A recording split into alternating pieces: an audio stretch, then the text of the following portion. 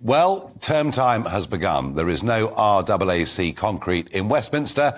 Yep, the kids are all back at school and they're busy. Yesterday is a really big day. It's the third reading of the energy bill. Now, this is all about us becoming compliant with our net zero targets and a very major push for renewables, in particular, the emphasis being with onshore wind.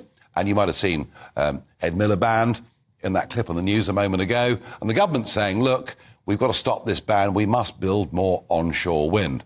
There are two things going on here. One is the continued cult of net zero, that the UK must be a world leader, we must get to net zero more quickly than any other developed country. The second is the continued belief that renewable energy is plentiful, free and cheap, which frankly it has never ever been, and goodness knows how many times on this programme we've been through the problems of intermittency and the need to back it all up, let alone the fact that cost-wise it just doesn't work without subsidy. But there's something else going on in this bill, which I believe to be far more sinister. And frankly, even though Parliament's just come back, I am totally astonished at the lack of media debate and coverage. We'll find out later on this evening what amendments have passed and what haven't, so we'll know the actual shape of this legislation before it heads to the House of Lords. But there are, unbelievably, it seems to me, provisions in this bill that would allow for the creation of criminal offences. I'm going to repeat that.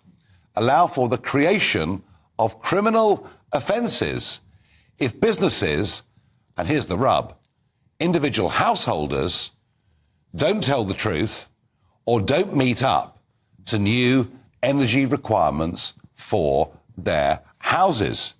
It seems to me to be truly and utterly extraordinary. Yes, you can be prosecuted for providing false information about your house's energy efficiency or for the obstruction of an enforcement authority.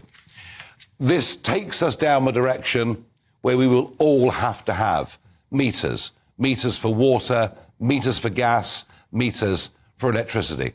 I'm still fighting like crazy against Thames Water, who keep sending me these, you must now give us a date to come and fit your water meter. I don't want one. They now tell me my bills will be higher unless I comply. But I can see with this legislation, all of this will become mandatory. What it represents to me is yet another potential massive expansion of the state and its power over our lives, and yet it is getting so little debate. Should the government be able to have these powers? I don't believe they should. Let me know your thoughts. Farage@gbnews.com.